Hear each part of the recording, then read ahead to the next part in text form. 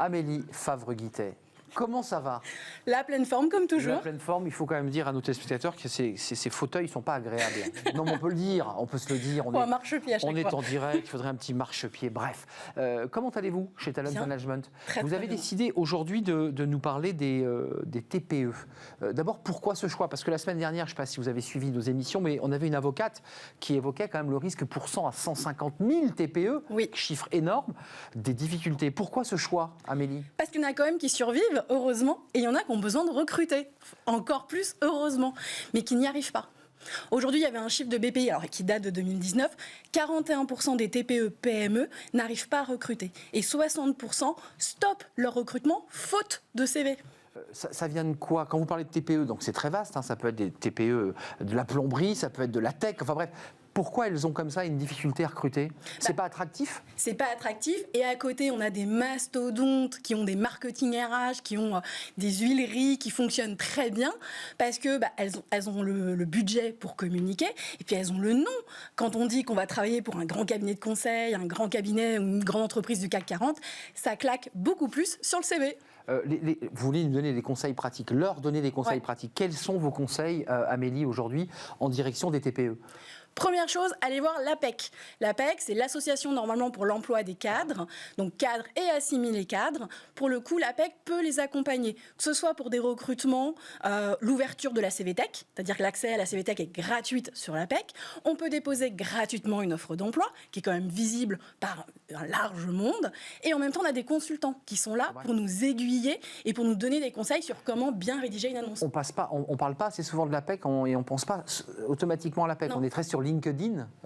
Vous avez vu, je commence à vous êtes très très active et je commence à pouvoir bien le dire maintenant LinkedIn. J'ai fait d'énormes progrès sur ce sujet.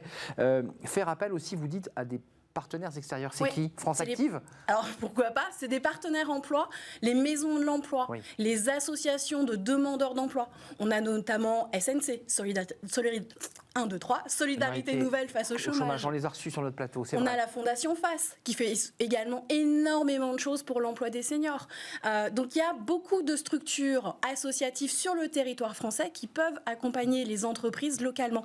Et les maisons de l'emploi, elles ont un service développement économique qui est là pour aider les entreprises du territoire justement à mieux recruter et à se faire connaître. Et puis il y a quand même une stratégie, vous l'évoquiez, par le marketing RH fait par des grands groupes. La TPE a aussi le droit de communiquer sur les réseaux, hein, pourquoi pas? Alors c'est pas qu'elle a le droit, elle doit communiquer. Elle doit utiliser les mêmes armes, c'est-à-dire qu'elle va aller sur Facebook dans les groupes Facebook pour pouvoir déposer des offres d'emploi. Elle va aussi aller sur LinkedIn, sur les groupes pour pouvoir déposer également des offres d'emploi et regarder un petit peu s'il y a des candidats qui cherchent. Il y a également Twitter, on l'oublie très souvent, avec le hashtag i4emploi. C'est Alban Jarry qui l'a créé il y a quelques années déjà pour justement aider les entreprises qui recrutent et aider les candidats afin qu'ils communiquent sur le fait qu'ils cherchent un emploi. Et donc là, ça permet de mettre en relation. Et aussi faire du réseau entre salariés, c'est-à-dire vendez ma TPE, dites qu'elle est sympa, quoi. On oublie très souvent, on pense souvent à la communication en externe, mais on oublie très souvent la com en interne. Et donc le fait de communiquer, de dire à ses salariés, à ses collaborateurs que l'entreprise recrute, qu'elle a envie de grandir, qu'elle a envie de s'en sortir, ça s'appelle faire de la cooptation. C'est-à-dire qu'on va demander aux salariés de parler, de communiquer, de faire savoir que l'entreprise recrute. Et si le collaborateur ramène un candidat qui a un bon profil, il peut recevoir une belle prime. Souvent, sur les sites de cooptation, ça va de 250 à 1000 euros. Ça peut motiver un collaborateur à en parler. Amélie, aujourd'hui, vous qui avez un regard quand même sur les recrutements, les TPE, c'est quoi? Pour qu'on soit précis, c'est une entreprise de 0 à quoi? 10 salariés? 10. Alors après, la TPE, oui, elle va jusqu'à 50. Après, on passe sur de la PME, moins de 250 collaborateurs. D'accord, parce que c'est juridique, ça. Hein. La TPE, c'est jusqu'à 50. On a souvent l'impression qu'une TPE, c'est une personne toute seule. Alors, il y en a beaucoup. C'est la majorité des TPE, hein, on est d'accord. Mais même cette petite TPE, même si elle est toute seule, elle peut avoir besoin d'un stagiaire ou d'un alternant. Donc ça va jusqu'à 50 salariés, ces TPE. Le marché du recrutement, avant de nous quitter dans les TPE, c'est quoi les secteurs qui cartonnent en ce moment? C'est la tech La tech, alors ils sont très généralistes. Moi, je recrute énormément pour les TPE-PME et on est dans la robotisation, on est dans les services, on est dans les conseils. Donc tous les secteurs peuvent être amenés à recruter. Dans l'agroalimentaire, on recrute énormément en ce moment. Avant de nous quitter, même si on n'a pas de boule de cristal, vous corroborez les propos de cette avocate, Maître Karamali, où vous êtes plus prudente sur les risques d'effondrement de l'emploi dans ce secteur? Alors il va y en avoir. Et comme on l'a dit juste avant, on va attendre que les élections passent pour lancer les plans sociaux. Vous aussi. Mais bien sûr, c'est toujours barricadé avant les élections. On empêche les plans sociaux avant les élections. Et ça sort après. Officiellement, ça sort après. La patate chaude pour celui qui, évidemment, hérite à partir de septembre 2022 d'une situation économique qui sera dégradée. Qui sera catastrophique. Mais justement, aujourd'hui, il y a des entreprises qui vont essayer de s'en sortir. Et elles sont là, elles ont besoin de recruter. Donc, il ne faut pas les oublier. Amélie Favre-Guittet pour les conseils au TPE de 0 à 50 salariés. Parce qu'après, vous l'aurez compris, on bascule en PME et puis ensuite jusque ETI au-delà de 250.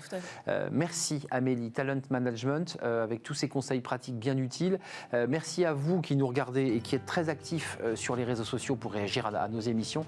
Et je vous en remercie bien entendu. Je remercie Romain Luc à la réalisation.